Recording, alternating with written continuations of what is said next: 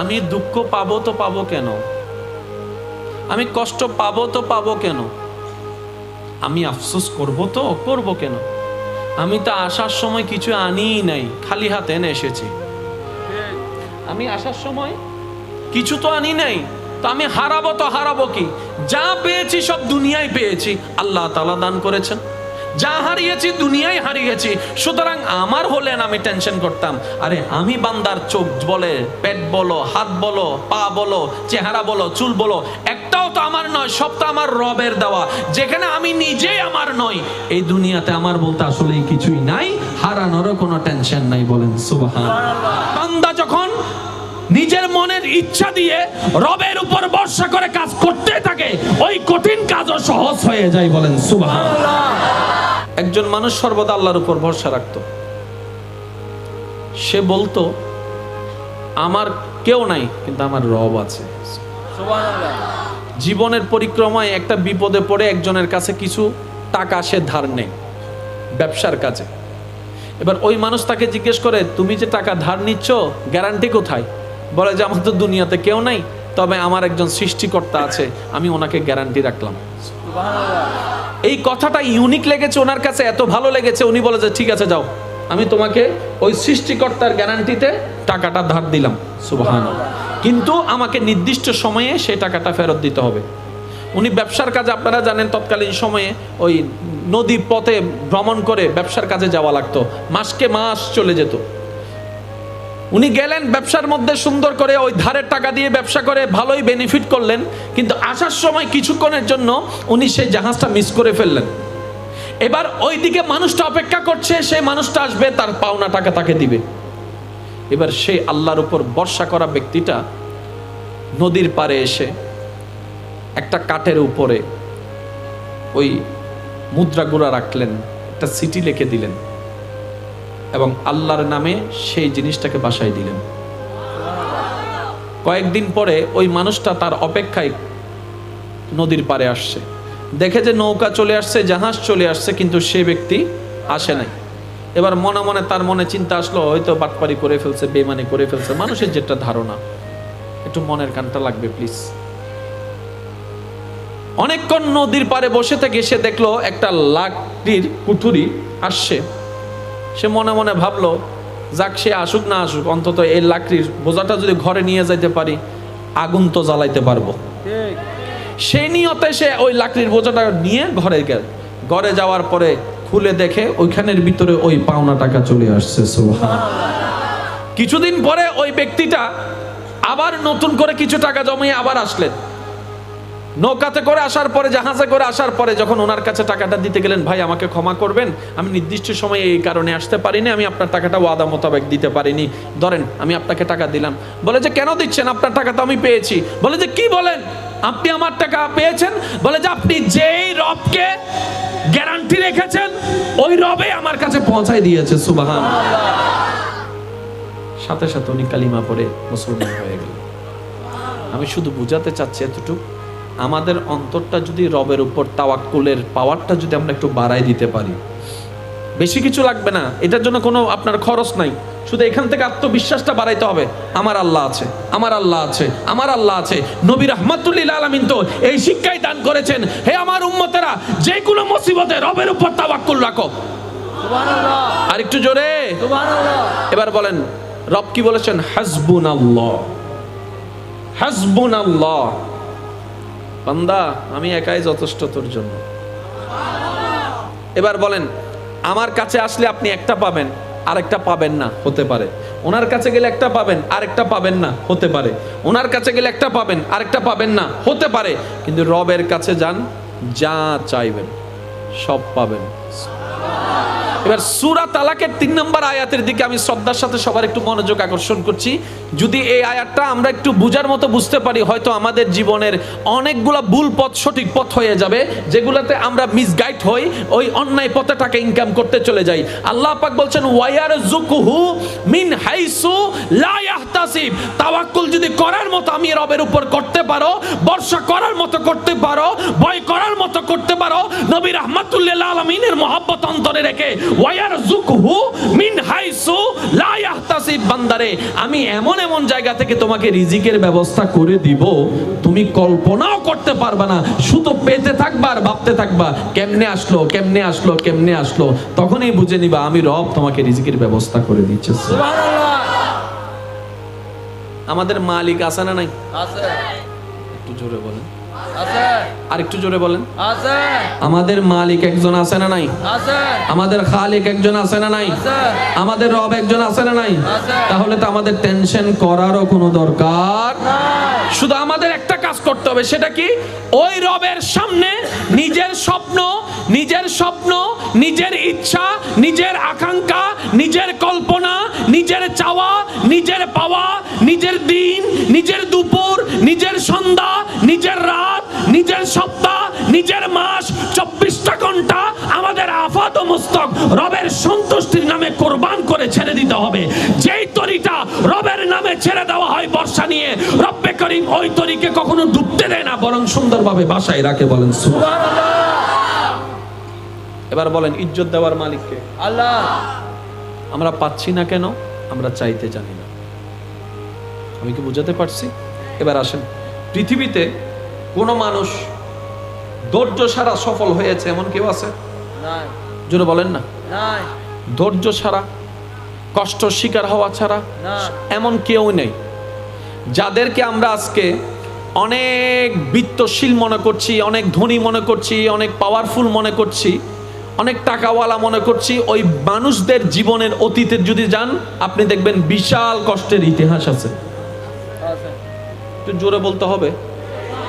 কষ্টের ইতিহাস পার হয়ে উনি সুখের জায়গায় এসেছেন। এবার আল্লাহ পাক রব্বুল আলামিন, সুবহানাল্লাহ সুবহানাল্লাহ, ওনারা মনোবিরক্ত না।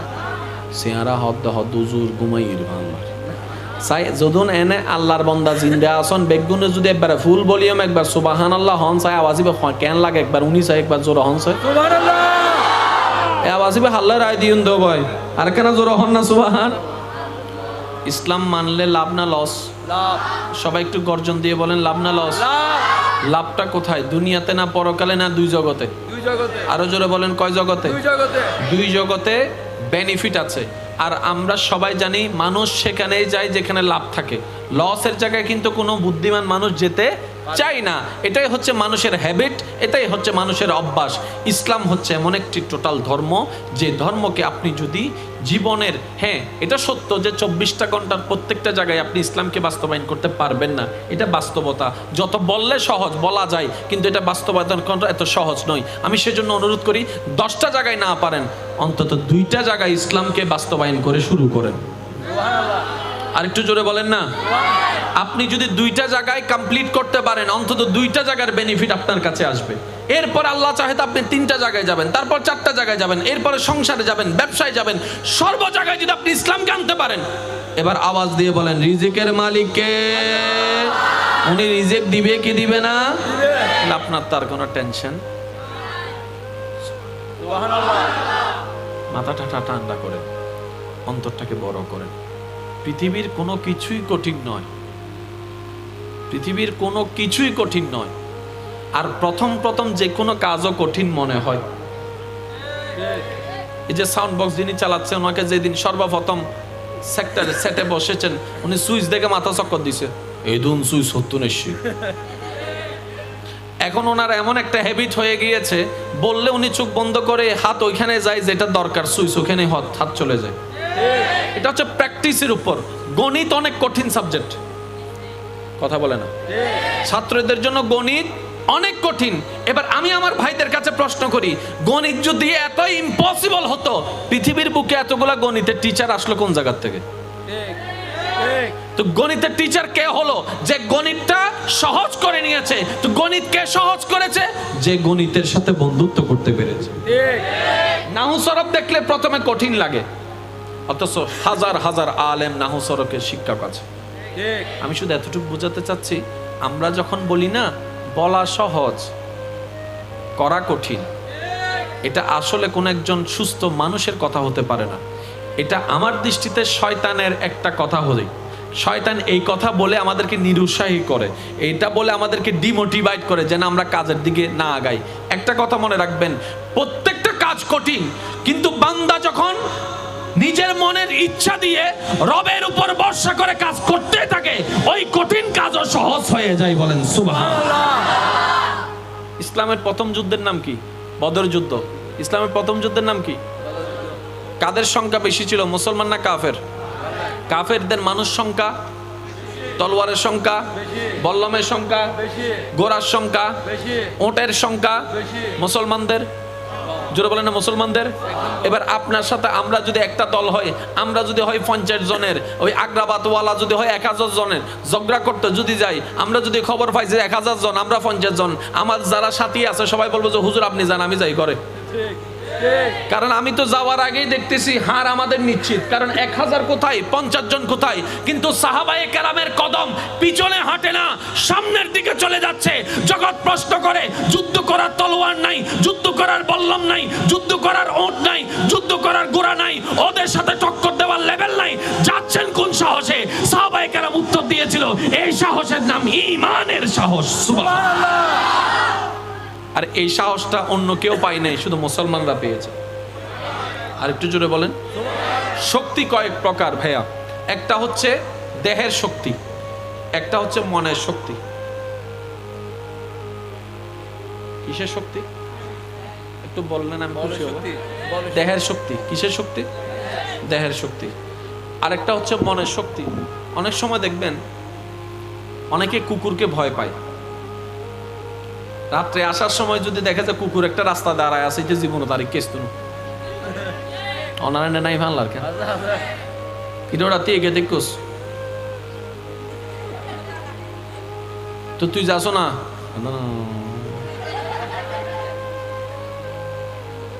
সাহস হন্ডে নাই দে, জোর হন না, মনন হন্ডে নাই দে সাহস। রাতে বলছো না চাইবেন দে ঘুম যাবে সময় দে, যদি আফটাফ স্বপ্ন দেখাইতে আর ঘুম যাই না পারে, এটা চোখ বন্ধ করলে মনে হয় ট্যাঙ্গা নিন্দা নমাতা ঠিক না হন। ইটা একবারে আরেক ডাহ দিয়ে রুম মতো একজন আছে দিদের ঘুম ওটা আইসো না, আয় আয় তোর আইসো 3টা বাজে ডাহত দেখিলে হয়তো ঘুম নয় দে, তুই আইসো না, ডরাই দিন আর নহর সাহসীদের। আবার বজন আছে তো ফুরা গরত লাইট বন্ধ করে হালা ঘুম যায়, আছে না? আছে না? ইবে কি সাহস?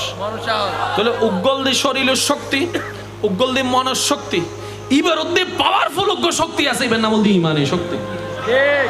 আর কেন জোর হন না বাজি হব শক্তি হইলাম, জোর হন হব শক্তি। উগ্গল দি দেহর শক্তি, উগ্গল দি মনের শক্তি, আর উগ্গল দি ইমানের শক্তি। অনার দেহর শক্তি দিয়ে রে জেন্ডের ওডি যাবে গুণ, এন্ড মনের শক্তি দিয়ে জিতে যাবেন, জেন্ডে মনের শক্তি ওডি যাবেন, এন্ড ইমানের শক্তি দিয়ে জিতে যাবেন। সুবহানাল্লাহ। আচ্ছা বেলা খবর মিতি যুদ্ধজ্ঞ আছে না? বুঝি পেলে হইতে পারেন না, মানে যুদ্ধ মানে হইবে না, যুদ্ধজ্ঞ আছে না? এটা ডর আছে না? মাইর আছে না? এখন এই যুদ্ধ মিতে অনেক টিকি পেলে দেহ শক্তি ব্যবহার করিবেন নাকি অনেক মনের শক্তি ব্যবহার করিবেন নাকি ইমানি শক্তি? তাহলে এন্ডে টিকি পেলাই ইমানি শক্তি লাইব। আরো জোর হন না। অনর হাসে আগামী 1 সপ্তাহের ভিতরে 1 লাখ টিয়া দরকার, এখন অনর এন্ডে তো 1 লাখ টিয়া নাই, এবার কি দেহ শক্তি ব্যবহার করলে চলিব না? মনের শক্তি ব্যবহার করলে চলিব না? এন্ডে গো শক্তি হাজ করিবে না ইমানি শক্তি।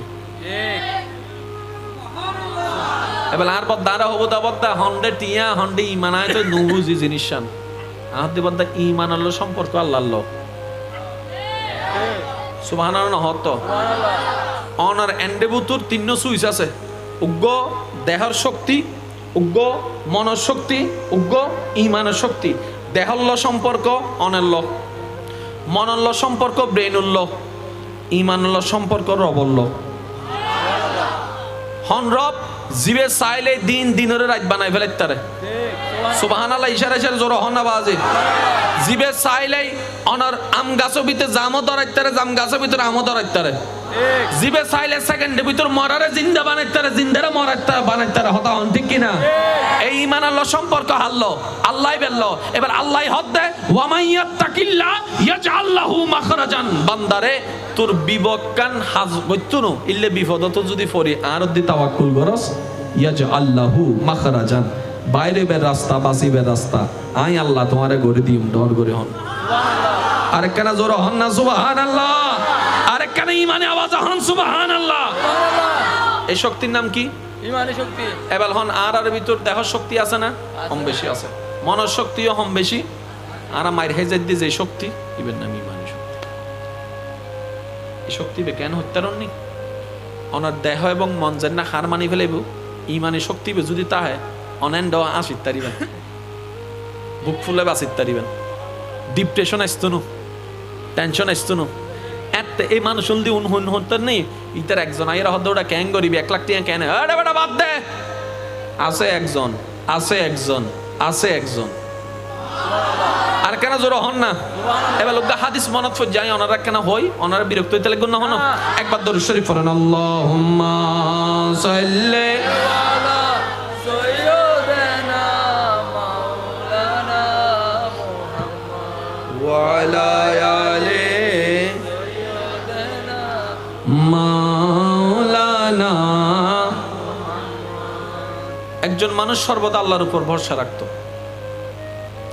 সে বলতো আমার কেউ নাই কিন্তু আমার রব আছে। সুবহানাল্লাহ। জীবনের পরিক্রমায় একটা বিপদে পড়ে একজনের কাছে কিছু টাকা সে ধার নেয় ব্যবসার কাজে।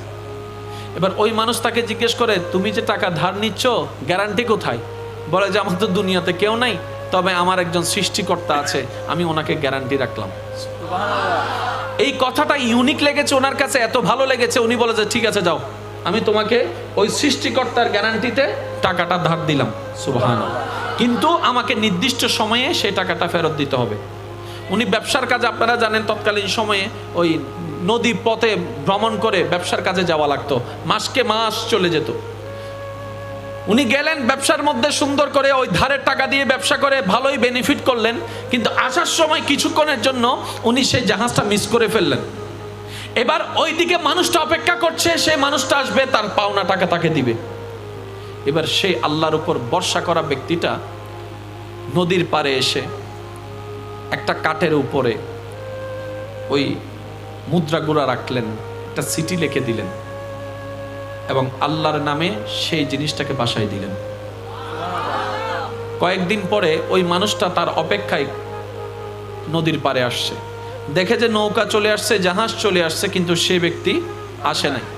এবার মনে মনে তার মনে চিন্তা আসলো হয়তো বাটপারি করে ফেলছে, বেমানি করে ফেলছে। মানুষের যেটা ধারণা, একটু মনের কানটা লাগবে প্লিজ। অনেকক্ষণ নদীর পাড়ে বসে থেকে সে দেখলো একটা লাকড়ির কুঠুরি আসছে। সে মনে মনে ভাবলো যাক, সে আসুক না আসুক, অন্তত এই লাকড়ির বোঝাটা যদি ঘরে নিয়ে যাইতে পারি আগুন তো জ্বালাইতে পারবো। ঠিক। সেই নিয়তে সে ওই লাকড়ির বোঝাটা নিয়ে ঘরে গেল।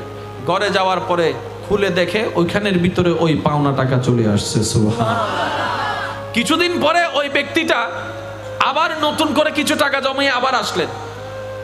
নৌকাতে করে আসার পরে, জাহাজে করে আসার পরে যখন ওনার কাছে টাকাটা দিতে গেলেন, ভাই আমাকে ক্ষমা করবেন, আমি নির্দিষ্ট সময়ে এই কারণে আসতে পারিনি, আমি আপনার টাকাটা ওয়াদা মোতাবেক দিতে পারিনি, ধরেন আমি আপনাকে টাকা দিলাম। বলে যে কেন দিচ্ছেন, আপনার টাকা তো আমি পেয়েছি। বলে যে কি বলেন, আপনি আমার টাকা পেয়েছেন? বলে যে আপনি যেই রবকে গ্যারান্টি রেখেছেন ওই রবে আমার কাছে পৌঁছায় দিয়েছে। সুবহানাল্লাহ। সাথে সাথে উনি কালিমা পড়ে মুসলমান হয়ে গেল। আমি শুধু বুঝাতে চাচ্ছি এতটুকু, আমাদের অন্তরটা যদি রবের উপর তাওয়াক্কুলের পাওয়ারটা যদি আমরা একটু বাড়াই দিতে পারি, বেশি কিছু লাগবে না, এটার জন্য কোনো আপনার খরচ নাই, শুধু এখান থেকে আত্মবিশ্বাসটা বাড়াইতে হবে। আমার আল্লাহ আছে, আমার আল্লাহ আছে, আমার আল্লাহ আছে। নবী রাহমাতুল লিল আলামিন তো এই শিক্ষাই দান করেছেন, হে আমার উম্মতেরা, যে কোনো মুসিবতে রবের উপর তাওয়াক্কুল রাখো। সুবহানাল্লাহ। আর একটু জোরে সুবহানাল্লাহ। এবার বলেন, রব কি বলেছেন? হাসবুনাল্লাহ, হাসবুনাল্লাহ। বান্দা আমি একাই যথেষ্ট তোর জন্য। এবার বলেন, আমার কাছে আসলে আপনি একটা পাবেন, আরেকটা পাবেন না, হতে পারে। ওনার কাছে গেলে একটা পাবেন, আরেকটা পাবেন না, হতে পারে। ওনার কাছে গেলে একটা পাবেন, আরেকটা পাবেন না, হতে পারে। কিন্তু রবের কাছে যান, যা চাইবেন সব পাবেন।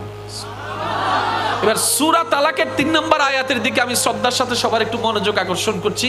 যদি এই আয়াতটা আমরা একটু বুঝার মতো বুঝতে পারি, হয়তো আমাদের জীবনের অনেকগুলা ভুল পথ সঠিক পথ হয়ে যাবে, যেগুলাতে আমরা মিসগাইড হই, ওই অন্যায় পথে টাকা ইনকাম করতে চলে যাই। আল্লাহ পাক বলছেন ওয়ায়ারযুকুহু মিন হাইসু লা ইয়াহতাসিব। তাওয়াক্কুল যদি করার মতো আমি রবের উপর করতে পারো, ভরসা করার মতো করতে পারো, ভয় করার মতো করতে পারো, নবী রাহমাতুল লিল আলামিনের মহব্বত অন্তরে রেখে ওয়ায়ারযুকুহু মিন হাইসু লা ইয়াহতাসিব, বান্দারে আমি এমন এমন জায়গা থেকে তোমাকে রিজিকের ব্যবস্থা করে দিব তুমি কল্পনাও করতে পারবে না।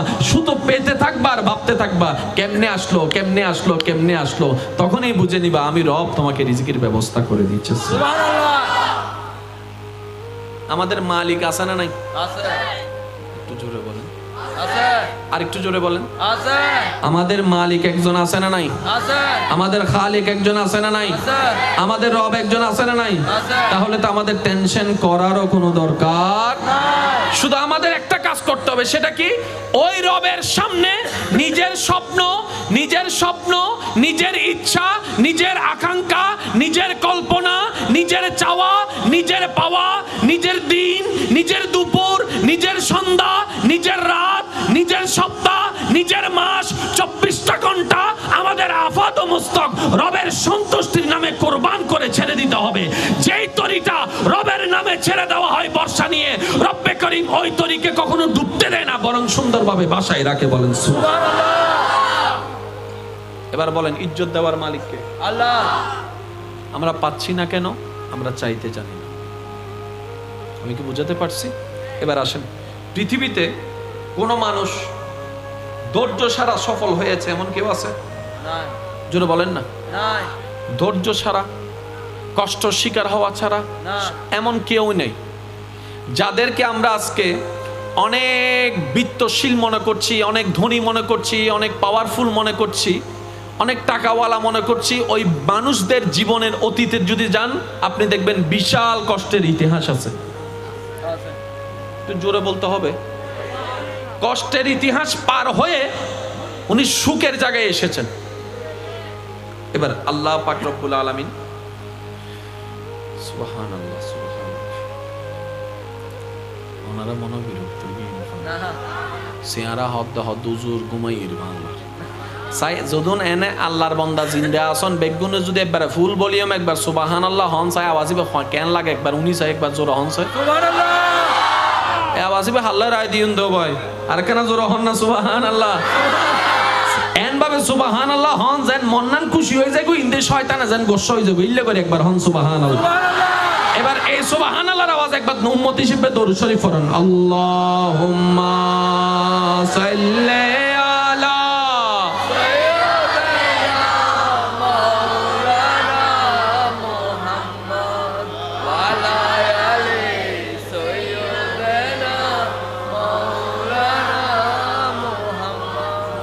উচ্চ আওয়াজ একবার বলেন আলহামদুলিল্লাহ। আলহামদুলিল্লাহ। আমার কথা কি কষ্ট নিচ্ছেন না তো? আমি একটা জিনিস বুঝি, নিজে বাঁচলে পাবেন না। আমার বাঁচা আমাকে বাঁচতে হবে, আপনার বাঁচা আপনাকে বাঁচতে হবে। মানবের জীবনে কিছু সিচুয়েশন এমন আছে মানতে না চাইলেও মেনে নিতে হয়, আর মেনে নেওয়াটাই বুদ্ধিমানের কাজ। সবকিছু যে আমাদের মন মতো পছন্দের হবে এমন কোনো কথা নাই। জাস্ট আমি এক্সাম্পল হিসেবে আপনাদেরকে ছোট্ট ভাই হিসেবে একটা কথা বলি। মনে করেন আপনারা ফ্যামিলির, আপনার পরিবারের যারা আছে তাদের কথা একটু কল্পনা করেন, তাদের কথা একটু ভাবেন। আপনার স্ত্রী, পুত্র, ছেলের বউ, মেয়ে, নাতি নাতনি নিয়ে আপনি লঞ্চে করে কোথাও যাচ্ছেন, সাগরের মাঝখানে লঞ্চটা ডুবে যাচ্ছে। এবার ডুবে গেল, সবাই ওখানের ভিতরে। আপনি এই 5টা জন ফ্যামিলির ব্যক্তির ভিতরে আপনি কি দেখে দেখে বাঁচাবেন নাকি যারে পান তারে বাঁচাবেন? দেখে দেখে বাঁচানোর কোনো সুযোগ নাই। এখানের ভিতর আপনার সবচাইতে একটা প্রিয় হচ্ছেন আপনি। এবার আপনি একজনকে বের করলেন, আপনিও তো একটা মানুষ, আপনারা তো নিঃশ্বাসের একটা লেভেল আছে, সারাক্ষণ তো আপনি পানির নিচে থাকতে চাইলেও পারবেন না। একজনকে বাঁচালেন, আপনার বিবেক বলছে এই নিঃশ্বাসে আমি আরেকজনকে হয়তো বাঁচাতে পারবো, আপনি আরেকজনকে টেনে বের করলেন। এবার আপনার বিবেক আপনাকে আপনার ব্রেন সিগন্যাল দিচ্ছে উঠে যা, নাহলে তুইও মরে যাবি, উঠে যা, আপনি মরে যাবেন, এইভাবে আপনাকে সিগন্যাল দিচ্ছে। এবার বলেন আপনি কি থাকতে পারবেন না উঠে যাবেন? উঠে যাবো। ভালোবাসা কই গেল? ভালোবাসা কই গেল? এই যে প্রিয় মানুষগুলো আপনার চোখের সামনে লঞ্চের নিচে চলে যাচ্ছে, পানির নিচে চলে যাচ্ছে, আপনার মন চাচ্ছে বাঁচাতে, কিন্তু আপনার বিবেক বলছে তুমি যদি বাঁচাতে যাও তুমিও শেষ। তখন আপনি কি সিদ্ধান্ত নেবেন? আগে আমি বাইচা নি, যাক দুইজনকে তো বাঁচাইছি। তাহলে কিছু কিছু জায়গায় গিয়ে আপনার মন না চাইলে আপনাকে পাষাণ হতে হবে। আর এখানে পাষাণ হওয়াটা আপনার অমানুষের কাজ না, এখানে পাষাণ হওয়াটা আপনার বুদ্ধিমানহীনের কাজ না, এটা বুদ্ধিমানের কাজ, বুঝতে হবে। আপনি করেন না, কেন করবেন? আপনি পরিবারের জন্য করবেন, আপনি স্ত্রীর জন্য করবেন, সন্তানের জন্য করবেন, আপনি করবেন না তো কে করবে?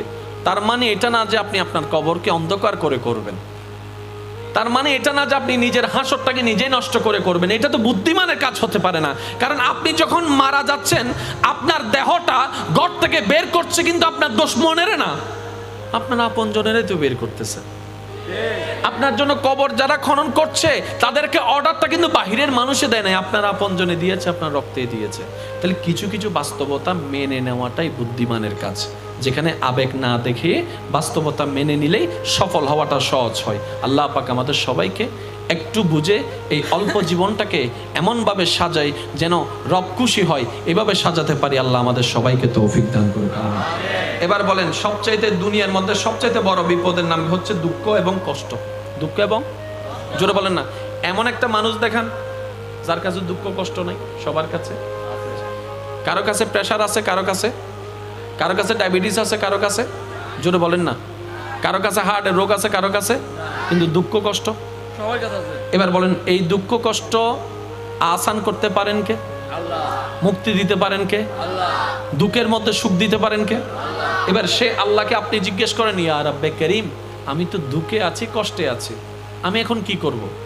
রব্বে করিম আমাদেরকে জানান দিচ্ছেন সূরা বাকারার 45 নম্বর আয়াতে। আয়াতটা সবারই জানা আছে, শুধু একটু মনে করে দিচ্ছি। ওয়াস্তাঈনু বিস-সাবরি ওয়াস-সালাত। সুবহানাল্লাহ। হে আমার বান্দা, যখনই তোমার কাছে বলা মুসিবত বিপদ কষ্ট আসবে, সাথে সাথে তুমি পাগলামি করিও না, অস্থির হয়ে যেও না, নার্ভাস হয়ে যেও না, স্থির হও, স্থির হও, স্থির হও, ধৈর্য ধরো, রিল্যাক্স হও।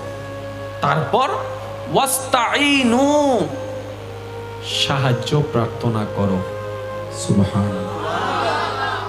বিপদ তোমার কাছে, সাহায্য আমি রবের কাছে চাও। এবার এতটুক বলে রব শেষ করে দিতে পারতেন, কিন্তু রব আমাদের উপর কত দয়াবান, আমাদেরকে পদ্ধতি পর্যন্ত শিখাই দিচ্ছেন। সুবহানাল্লাহ। আল্লাহ কিভাবে সাহায্য চাইবো? রব বলছেন বিস-সাবরি, ধৈর্য ধারণ করে। ধৈর্য ধারণ করে মানে চিল্লাফাল্লা করিও না, রাগারাগি করিও না, অধৈর্য হইও না, অস্থির হইও না। বিপদ আসবে, তোমার মন চাইলেও আসবে, না চাইলেও আসবে, তোমার ভালো লাগলেও আসবে, না লাগলেও আসবে। তো যেহেতু আসবেই, অস্থির হওয়ার দরকার নাই, স্থির হয়ে যাও, স্থির হয়ে যাও, রিল্যাক্স হয়ে যাও। ওয়াসবিস-সাবরি ওয়াস-সালাত, এবং সালাতের মাধ্যমে। হে আমার বান্দা, মনে রাখবা, ওয়া ইন্নাহা লাকাবীরাতুন, ওয়া ইন্নাহা লাকাবীরাতুন ইল্লা আলাল খাশিন। আমি যেটা বলছি, স্থির থাকা, নীরব থাকা, রিল্যাক্স থাকা, এটা সবার পক্ষে সম্ভব নয়, এটাও আমি তোমাকে জানাই দিচ্ছি। কিন্তু যারা আমি আল্লাহকে ভালোবাসে, যারা বিনয়ী, যারা নম্র, যারা ইমানদার, তাদের জন্য বিষয়টা কঠিন নয়, সহজ। সুবহানাল্লাহ। এখানে কিন্তু একটু মনোযোগ। মন চাইলেও আমাদেরকে বিপদের মধ্যে যেতেই হবে, মন না চাইলেও যেতে হবে। আর দ্বিতীয় কোনো ওয়ে আছে? জোরে বলেন না। তাহলে আল্লাহর এই হুকুম মানা ছাড়া আমাদের দ্বিতীয় কোনো উপায় নাই। আর আল্লাহ পাক আমাদেরকে পরামর্শ স্বরূপ, আদেশ স্বরূপ যেটা দিয়েছেন, সেটা প্রথমে কি, যখনই কোনো বিপদ আসবে, যখনই কোনো ব্যাড নিউজ আসবে, সাথে সাথে স্থির হয়ে যাও, রিল্যাক্স। এবার বলেন আপনি আমি কি এটা করি? না। যার কারণে আপনি আমি হার্টের রোগী হয়ে যাচ্ছি। কথা বলেন না রে ভাই, যার কারণে আপনি আমি প্রেসারে রুগী হয়ে যাচ্ছে। ঠিক। এবার আপনি বলবেন ভাইয়া এই জিনিসটা আমার মনে থাকে না, আমি কি করব? আমি সেজন্য অনেকের ক্ষেত্রে একটা কথা বলি আপনাদেরকে। আচ্ছা, আপনাদের কি কষ্ট হচ্ছে ভাইয়া? অনেক ভাই বোনদের মনের একটা প্রশ্ন থাকে যে যখন আমরা কোনো কিছু বার্তা শুনি, ভিডিওর মধ্যে দেখি, তখন মনে হয় যে নিজে চেঞ্জ হয়ে যাব, এরকমটা হয়ে যাব, কিন্তু পরবর্তী গিয়ে জিনিসটা আমার মনে থাকে না, আমি চেঞ্জ হতে পারি না। আমি শ্রদ্ধার সাথে বলি, জিনিসটা আপনার জন্য অসম্ভব নয়, শুধু একটু বুদ্ধি করে চাইলে এটাও আপনার জন্য সম্ভব। আর সেটা কিভাবে? যখনই আপনি কোন একটা ভিডিও দেখবেন যেটা আপনার জীবনের জন্য উপকারী, আল্লাহর পথে আপনাকে নিয়ে যাবে, যে কথাগুলো আপনাকে আল্লাহর পথে নিয়ে যাবে, আপনার জীবন পরিবর্তন করবে, শয়তানের পথ থেকে আপনাকে ফেরত আনবে, ওই কথাগুলো যখনই শুনবেন দেখবেন, তখন আপনি সাথে সাথে ওই দেখাটাকে দেখার মধ্যে না রেখে, শোনাটাকে শোনার মধ্যে না রেখে, বুঝাটাকে বুঝার মধ্যে না রেখে, এটাকে নিয়ে একটু কল্পনা করবেন যে আমার জীবনে যখন এরকম সিচুয়েশন আসবে আমি এই কাজটা করব। যদি আপনি এই কথাটা ব্রেনের মধ্যে একটু কল্পনা আকারে সেভ করে ফেলতে পারেন, যখনই এরকম করে বিপদ আসবে, আপনার মনে না থাকলেও আপনার ব্রেন আপনাকে সিগন্যাল দিয়ে এই কাজটা করাই নিবে। বলেন সুবহানাল্লাহ। সেজন্য প্রায় সময় একটা কথা বলতে হয়, সব সময় মানুষকে সময় দিয়েন না, কিছু সময় নিজেকেও দিয়েন। জোরে বলতে হবে। সব সময় মানুষের জন্য করেন না, কিছু কাজ নিজের জন্য করেন, কারণ কবরে আপনি একা, কেউ যাবে না সাথে। আপনি যদি নিজেকে বিল্ড আপ করতে না পারেন, দিন শেষে আপনি একা। আর এই বিল্ড আপ করে দুনিয়াকে অর্জন কিভাবে করতে হয়, পরকালকেও কিভাবে সাজাতে হয়, ইনিশ জিনিস শিখাই দেওয়ার জন্য আল্লাহ যাকে পাঠিয়েছেন, লাকাদ মান্নাল্লাহু আলাল মুমিনিনা ইজ বাআসা ফীহিম রাসূলা, উনি হচ্ছেন আমাদের রাহমাতুল লিল আলামিন, দয়াল নবী রাহমাতুল লিল আলামিন। সুবহানাল্লাহ। আর একটু জোরে, रहमत वाला आया नबी है, रहमत वाला आया नबी है, धूम मची है, धूम मची है, रहमत वाला आया नबी है, धूम मची है, धूम मची, সবাই সবাই, रहमत वाला आया नबी है, धूम मची है। উচ্চ আওয়াজ একবার বলেন সুবহানাল্লাহ। সুবহানাল্লাহ। আরেকটা কথা বলি আপনাদেরকে, জিকিরের একটা নির্দিষ্ট বেনিফিট আছে, সওয়াব। রোজার একটা নির্দিষ্ট সওয়াবের ক্যাটাগরি আছে। একমাত্র একটা আমল, যে আমলের প্রতিদানের কোনো লিমিট নাই, এটার নাম হচ্ছে ধৈর্য। সুবহানাল্লাহ। রায়দন নি গরজে হইন সুবহানাল্লাহ। না বে ফগড়ত রায়দন আরেকটা আস্তে করে হন না। সুবহানাল্লাহ। সুবহানাল্লাহ। প্রত্যেকটা আমলের যাজা প্রতিদান নির্দিষ্ট আছে, কিন্তু ধৈর্যের ব্যাপারে আল্লাহ তাআলা কোরআনে বলেছেন বেগাইরে হিসাব। আমি ধৈর্য ধারণকারীদেরকে এমন ভাবে দিব, সে কল্পনাও করতে পারবে না, গণে শেষও করতে পারবে না, এমন হিসাব ছাড়া আমি আল্লাহ দান করবো। সুবহানাল্লাহ। এবার কোরআনকে যদি আপনি একটু গবেষণা করে দেখেন, অন্তরের চক্ষু দিয়ে, ভালোবাসা দিয়ে, আপনি দেখবেন কোরআনে একটি মাত্র আয়াত, এক ধরনের একটি আয়াত আছে, সেটা হচ্ছে ইন্নাল্লাহা মাআস সাবিরিন। মাআস সাইমিন নয়, আমি আল্লাহ রোজাদারের সাথে আছি, আল্লাহ তা বলেনি, চাইলে বলতে পারতেন কিন্তু বলেননি। আল্লাহ নামাজির সাথে আছেন, চাইলে বলতে পারতেন, আল্লাহ তা বলেননি। আল্লাহ পাক একটি শব্দ ব্যবহার করেছেন, সেটা কি? আমি ধৈর্য ধারণকারীর সাথে আছি। আল্লাহ কেন? রব বলে যে এই ধৈর্য এমন একটা নিয়ামত, এটা না থাকলে অনেক নামাজিও ফেল হয়ে যায়, অনেক রোজাদারও ফেল হয়ে যায়, অনেক হাজিও ফেল হয়ে যায়, কিন্তু এই ধৈর্য যার মধ্যে চলে আসে, এই অল্প নামাজও তার জন্য হাসরের মধ্যে পার হওয়ার রাস্তা হয়ে যায়। সুবহানাল্লাহ। কেন? অনেক নামাজি আছে দেখবেন জীবনে কষ্টের বিপদে পড়ে আল্লাহকে ছেড়ে দিয়েছে, আছে না নাই? বলেন না রে ভাই। অনেক রোজাদার আছে যে অনেক ইবাদত করেছে, কিন্তু জীবনে দুঃখ কষ্ট আসার কারণে আল্লাহকে ছেড়ে দিয়েছে, আর নামাজ পড়তেন না, আর আছে না? তাহলে নামাজিরা, রোজাদার যারা আছে, তারা আল্লাহর থেকে দূরে যাওয়ার একটা সুযোগ আছে, কিন্তু ধৈর্য ধারণকারী আল্লাহর থেকে দূরে যাওয়ার কোনো সুযোগ নাই। তারা কি বলে জানেন? আমি দুঃখ পাবো তো পাবো কেন, আমি কষ্ট পাবো তো পাবো কেন, আমি আফসোস করব তো করব কেন, আমি তো আসার সময় কিছু আনিই নাই, খালি হাতে এনে এসেছি। আমি আসার সময় কিছু তো আনি নাই, তো আমি হারাবো কি? যা পেয়েছি সব দুনিয়ায় পেয়েছি, আল্লাহ তাআলা দান করেছেন। যা হারিয়েছি দুনিয়ায় হারিয়েছি, সুতরাং আমার হলেন আমি টেনশন করতাম। আরে আমি বান্দার চোখ বলে, পেট বলো, হাত বলো, পা বলো, চেহারা বলো, চুল বলো, একটাও তো আমার নয়, সব তো আমার রবের দেওয়া। যেখানে আমি নিজেই আমার নই, এই দুনিয়াতে আমার বলতে আসলেই কিছুই নাই, হারানোরও কোনো টেনশন নাই। বলেন সুবহানাল্লাহ। আসলে মূলত আমাদের কিন্তু হারানোর কিছু পাইছিও দুনিয়ায়, দিচ্ছিও দুনিয়ায়। আচ্ছা, আপনাদের এখানে মানুষ মারা গেলে কোন দোয়াটা পড়ে? ওই যেটা দোয়া পড়ে এটা কি?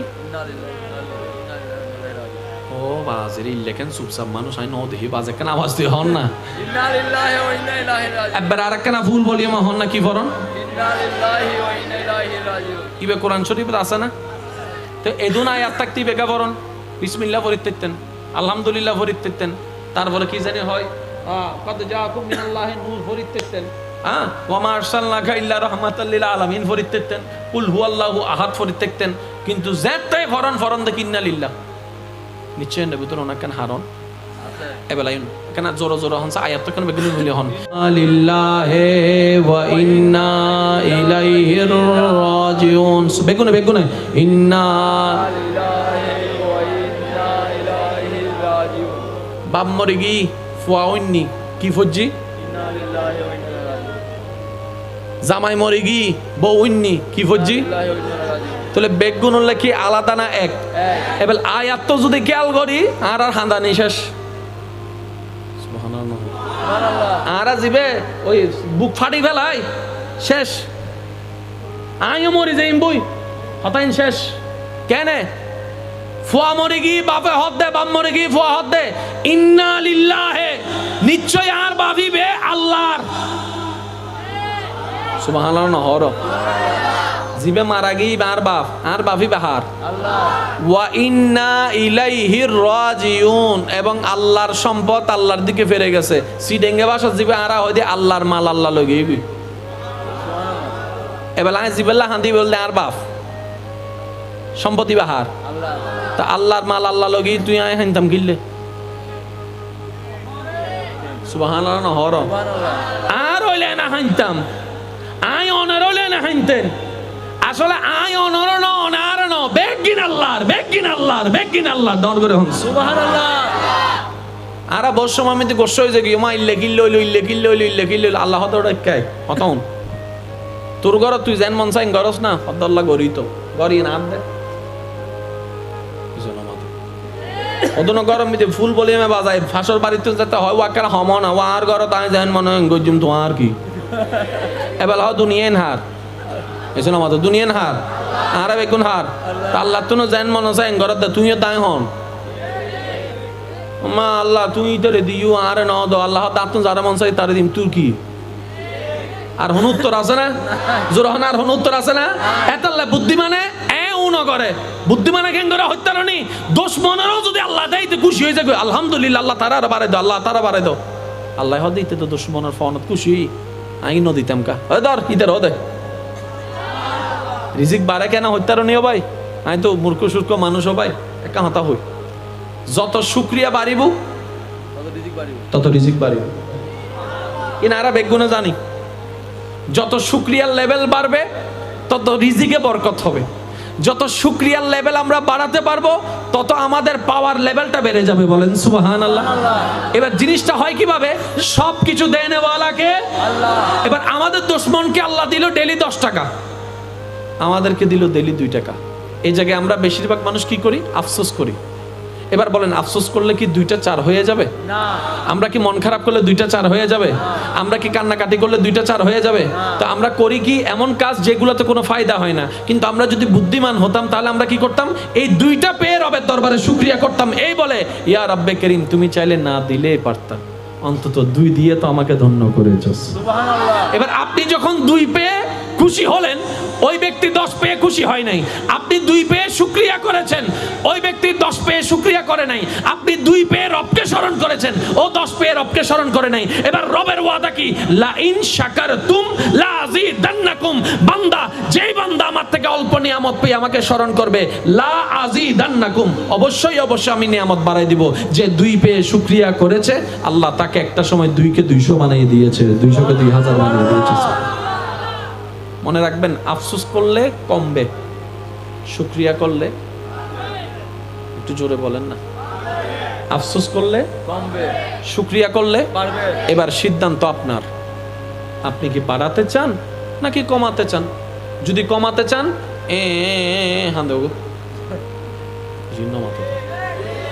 জামাই বউ তোর মিলনে দিলে বহুত আছে না, আর বইনক কলে কেন করে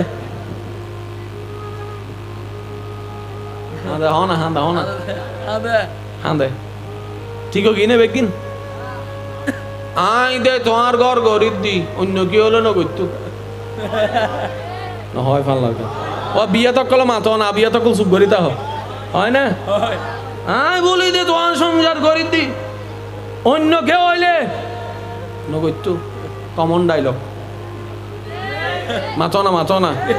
আর জামাইক কলর কমন ডায়লগ, মাইলে ভিড়ে রে বগে না আর বাইক ফেললু ইনসাইড মিককে শুধু কমন ডায়লগ চলত দেয়, শুধু সুর আলাদা, ভাষা আলাদা, এলাকা আলাদা, ওই চলত দিন লরি সরি। এবার লরি সরি দিল্লাম সিডেঙ্গা ভাষা কাহতা আছে, এই সাইকেলের মতো ঘুরে দে দাদাও হই, বাবও হই, নাতিও হই, মাইলে ভিড়ের এ বগে না আর বাইক ফেললু। আর দাদিও হই, তুই তো আয় বলি দে তোমার সংসার করি দে, দাদির নাতির বউ হদ আয় বলি তোমার সংসার সত্যি করে হইয়ে রে হাঁদি টান্দিয়ে রে সংসারে কোনো লাভ হই না। মা ফাতেমার গরম মধ্যে হানানো আছে কিন্তু সুখ আছে। শেষ ভালো যার সব ভালো তার বাজি, আওয়াজ কেন বড় করি দন। বিবি আসিয়া এত অত্যাচারের ভিতরে আছে, মনের মধ্যে সুখ আছে। মরিয়ম আলাইহিস ইসলাম জামাই সারা দুনিয়ার সন্তান আইছে, জগতে বেগুন বেশি নাকি মনের ভিতরে শান্তি আছে। সুবহানাল্লাহ। আর কেন জোরে হযরত আইয়ুব আলাইহিস সালাম নবী, সারা শরীরে মৃদু রোগ হই, বউয়ের বেগুনে আজার হতা হই, কেন নবী বে বন্ড বহুত কিছু হই, আজার অপমান সহ্য করছি, কিন্তু জামাইয়ের ঘর শান্তিতে আছিল, সম্মানে আছিল। সুবহানাল্লাহ। কেন নাই গাড়ি নাই বাড়ি নাই নাই কিছু নাই, কিছু নাই, হানা নাই, এই নাই কেন শান্তি? আল্লাহ হদের শান্তি টিয়ার ভিতরন হানার ভিতরন, হুয়াল্লাযী আনজালাস সাকিনাতা ফি কুলুবিল মুমিনিন। শান্তি নাই রবের দরবারে, তার তো যারে মন চায় তারে দান করে দে। সুবহানাল্লাহ। তো আল্লাহ তুই হারে দাও, হদে যে আর ওই আই তারে দি দি। সুবহানাল্লাহ। তাহলে শান্তি পাইবার ইচ্ছে যদি তাহে রবের অনসারা দ্বিতীয় কোনো উপায় না। আর রবর ওই বেল্লাই বান্দা রবর প্রিয় বেল্লাই এই রাস্তা পাইবেল্লাই আল্লাহ যারে ফদা হেবেল্লাই ফাটাই এই বলদি নবী রাহমাতুল আলামিন। আর নবী রাহমাতুল আলামিন কিয়ামত পর্যন্ত এই দায়িত্ব যারারে দিগি যারা হলো সালেহ আউলিয়ায়ে কেরাম। সুবহানাল্লাহ। হজ্জের কিছু জোরহন না, হজ্জের কিছু নাই, বুঝনোর কেন 19-20 আর কিছু না, বুঝনোর শুধু 19-20 সবাই আর কিছু না। তবে যারা জামাই বউ আছো নাই ওনারা একটা হতা হইব, হজ্জে আর হদিন গরিবেন বহুত দিনই তো ওনারা বিয়ে করাই দেখি দাবিক ফাইট খেলি বেললে না বুঝছো না মাতর তো নাকি টম এন্ড জেরি না লরি গরিবের লাই আচ্ছা নামাতর ফানলা বাসিবেন আর হদিন আশি খুশি তাই রেখে না বাসন না বাজি আর কেন জোর হন না যদুন বউয়ে আসে উগ্র মনতন আসে কিনা সন্দেহ আছে। বেশিরভাগ কলদি মানুষের দেখা পেলে না আসে, ওই ঘরের বউ তো নলে দোষ ধরিব মানুষে। হ্যাঁ এবার দিন পরে হাত দিলে হবু দে মনতন ন আসেন না বার মুখতন আসে। আয় আর বই না কলের একটা হতা হইম অবইন অবাই বহুত দিন এই তো হচ্ছে। এবার একখান সপ্তাহ আল্লাহর মিককে চাইয়ের একখানা ব্যারেক লাগাইতে পারিবে না, শান্তি পাইবে ওদের কি হন একখানা তাড়াতাড়ি এই শান্তির মারা তোয়াই দিয়ে জীবন না ভাই দিতে রে হইম তো শুধু আর ভাই আর বোন যদি আর হতা উনন হাসে তাহন আর দূরে তাহন হতা শুরু করিবেন যে সালাম দি আর সালামিবে ওই যেন ডিজিটাল সালাম না আসসালামু আলাইকুম সালাম আলাইকুম সোয়াইম বুঝেন না ইমাম পরে বুঝে কি আসসালামু আলাইকুম ওয়া রাহমাতুল্লাহ, বাসের দূর। যদি হয় কেতন ওয়া তুই সহি করে দিও ভাল্লার ট্যাস মারি হয় অন ট্যাস ইন সইবেন, তারপরে সালাম দিবেন না একবার আস্তে আস্তে আসসালামু আলাইকুম ওয়া রাহমাতুল্লাহ। হজ্জয়ের ফোন রাহি দি আবার দিউন আসসালামু আলাইকুম ওয়া রাহমাতুল্লাহ, উত্তর দিলে দক নদক। আচ্ছা এই পর্যন্ত কি আরে মারামারি করিবার আগে সালাম দিতে দেখুন না ওরা আসসালামু আলাইকুম কে আসসালামু আলাইকুম ওই না জোর হন না ওই না গালাগালি ওই কে তুই আর না এ গাছর ফিজু দেয় আসসালামু আলাইকুম গাল গালি শুরু ওই না, কারণ সালাম আইলে গোসা শেষ। সুবহানাল্লাহ না হতো তো সংসার ভাঙ্গাতে কি হল গোসাল্লাই না এ সালামি বেনুকা টেম্বুম জিবে দনার ওয়ারে উনুন্নওয়ালা এবং হন্নওয়ালার অন্তর মিতে আল্লাহ গো শান্তির ব্যবস্থা করি দেয় ডর করে হংস। আই আর বই বাই বই নকলের হইম দা বদ্দা দিন দিন ডিভোর্স বাড়ি যার গই আল্লাহর ওয়াস্তে অনারা ইফান্দত ফানত দুজন অনে ডিভোর্স দিয়ে রে বহুত তো আলাদা যাবেন, বউ ডিভোর্স দিয়ে জামাইত তো আলাদা যাইব, আর বাই ফুদু তার বাই যাবে হন্নে যাইব, হতনিককে দূরম করিব, হতনিককে দূরম করিব। ইসলামী বহনদিন সমর্থক। আর অনেক মনে মনে চিন্তা করতে লাগুন দে বিয়া আর গজুম দাঁড়ি বউ গেলে 100 তো আছে চিন্তা করতে লাগুন দে ইবাদ মিটে যায় কষ্ট না পাইবে নি এনার গ্যারান্টি কি মাথো না সুখ পাইলে এন্ডে পাইবে আর নইলে বাজে হনিমিককে নাই। তবে একটা কথা মনে রাখবেন, সুখ জামাইয়ের ভিতরে নাই, সুখ বউর ভিতরে নাই, সুখ মার ভিতরে নাই, সুখ ফুয়ার ভিতরে নাই, সুখ আছে দেখুন দে হার হাসে রবর হাসে হন না হার হাসে আল্লাহ ইয়ারা বুঝিবে তৌফিক দান করুন। এখানে মনে রাখবেন জামাই গরতুন বাইরর জামাই গরতুন জামাই বউর হবুদ আসসালামু আলাইকুম ওয়া রাহমাতুল্লাহ ও বউ আয় যায় অনে দোয়া করছুন বুঝরাইন না তকবীর দেন নারে তাকবীর আল্লাহু আকবার, নারে রিসালাত।